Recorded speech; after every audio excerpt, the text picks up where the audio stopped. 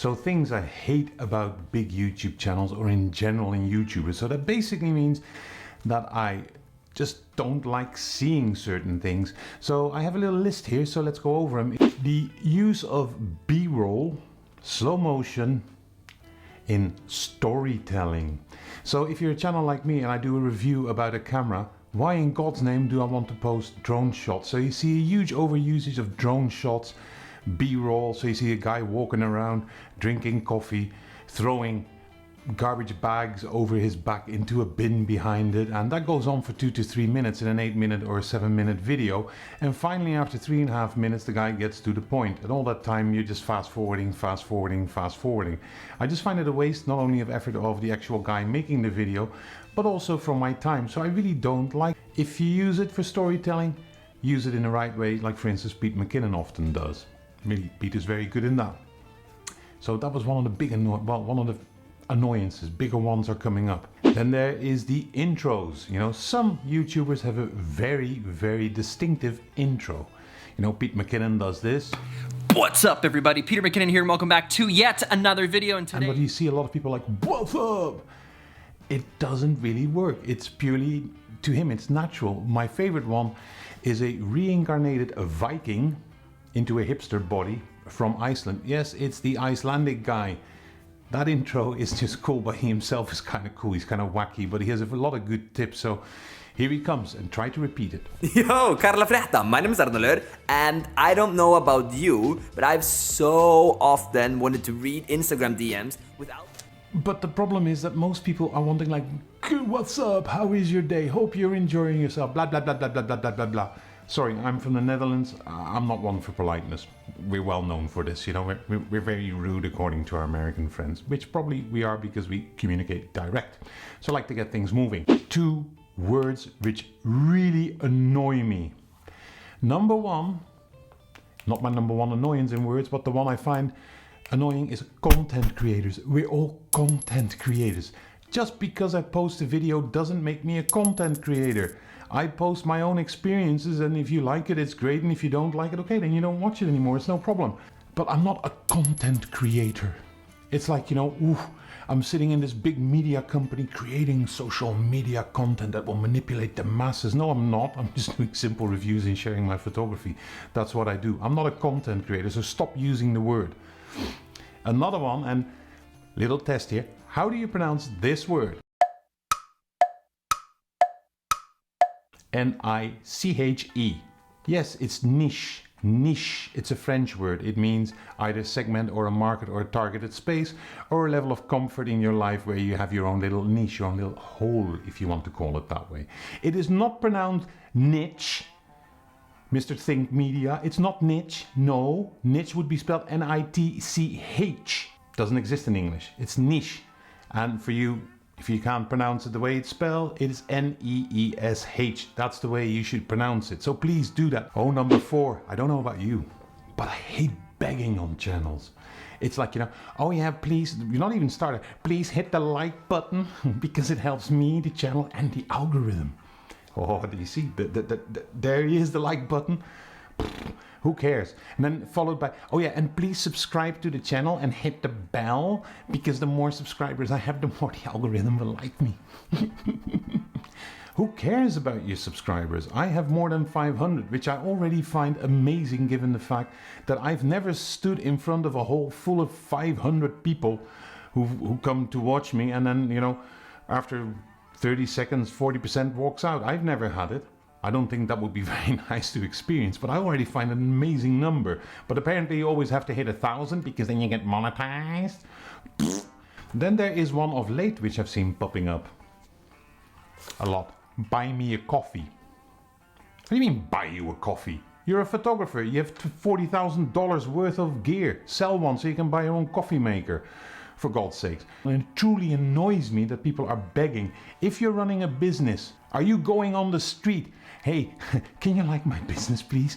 And can you buy my subscription as well? Oh yeah, and by the way, I don't really have money for coffee. Please buy me. Do you? No, you don't. You assure that people come to your business and pay for whatever goods or services you're offering. So stop begging.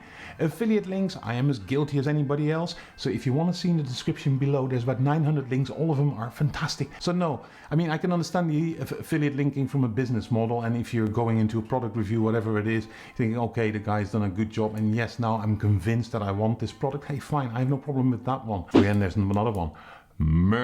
Merchandise. You see what I'm wearing? If you want to buy it, just go to Zalando or something. Don't come to me. If I wear a t-shirt like Be a Human Being, you want to buy it? Oh yeah, you can do it in my shop. It's only $99. LUTs. I don't know if you know what LUTs is here in the photography space. That's a big thing. LUTs. You know what that really means, LUTs?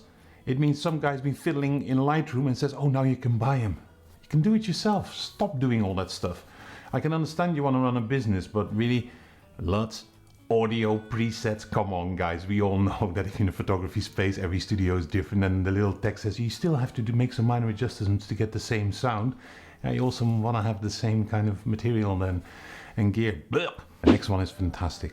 YouTube growth and the algorithm. There's entire channels making money on this. That's their business model. And the fun thing is, none of them are employed by Alphabet, none of them are employed by YouTube, none of them have worked on the algorithm. So most of the information that they get is the same that YouTube makes public to anybody who posts videos.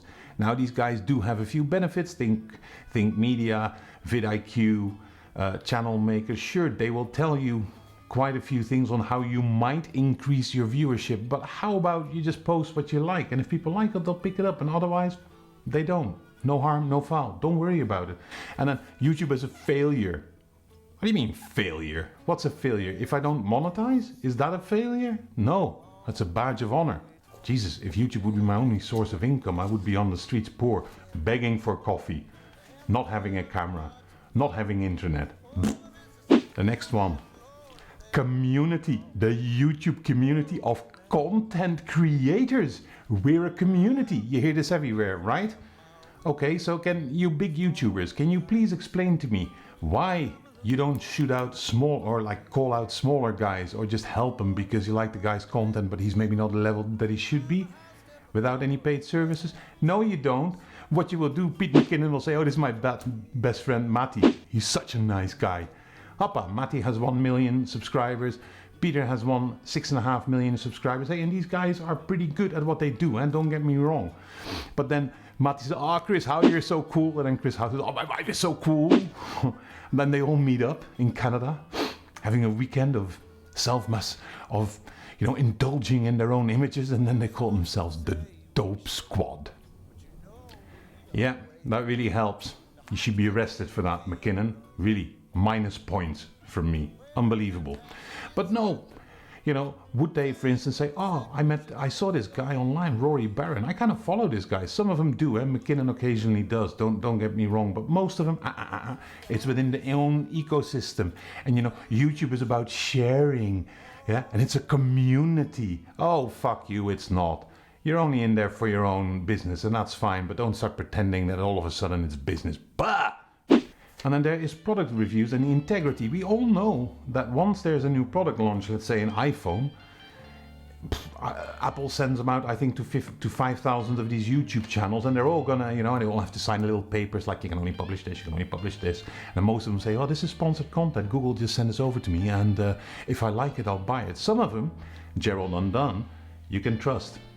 Also his reviews, because he's so detailed. At a certain stage, I'm always lost after 10 minutes. But it's detailed, and he has a lot of references. That's why you watch product reviews. So the integrity of them, for me, is critical. Like, for instance, in the photography space, I love the hybrid shooter. I love Gerald Undone. But there's so many other people out there, including myself, who just give reviews based on their user experience, and that's often far more valuable than looking at a very well-made, commercial almost for, oh yeah, this is what we're gonna do, this is what we're gonna do. Some of them obviously are very good. But often I'm like, I'm not going to buy a product just out on the market. Normally you're just a beta tester anyways. So you might as well wait until it's matured a bit. Then there's a thing which actually makes me very angry. And that's when I hear, the anxiety and burnout I suffered through YouTube. Sure, there are a few people who are really burned out. And I know this, and I'm not going to downplay those. But if you're really burned out, it's quite unusual to go on a 2-week break and be recovered. That's a bit like Harvey Weinstein checking into a sex rehab for 7 days. Says, well, you know, I've done this for 30 years, but after 7 days here, I'm cured. No, it doesn't work this way. So stop using anxiety and burnouts as excuses. Don't come back after 2 weeks like, oh, I'm all re-energized. I had this and this serious undertone. No, you don't have the right to it. It's not an entitlement. It's a serious thing. Stop abusing it for views and sympathy and buy coffees. Pfft, really ridiculous. So, and that's it from me, because now I'm getting really angry and now I'm going to go over to something positive. Hey guys, leave your comments behind. Who annoys you? Who annoys you the most? And if you say me, I'll see that as a like.